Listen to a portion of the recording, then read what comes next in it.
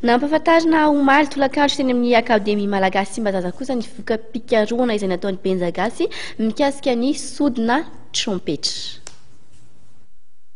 Nampahafantariny Benjamina Erniana Randriamalala, fantatra amin'ny anarana hoe Benjagasy omaly tetsy amin'ny akademia malagasy, ny sodina trompeta izay fitaovana fitendrena mozika vokatry ny fikarohana izay nataony.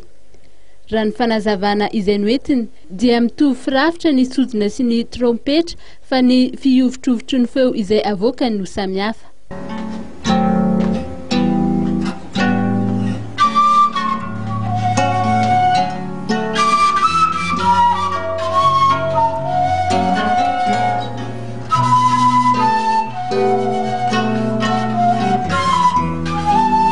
Ahafahana itendrena ireo gadokira samihafa ny sodina trompetra raha ny fantatra.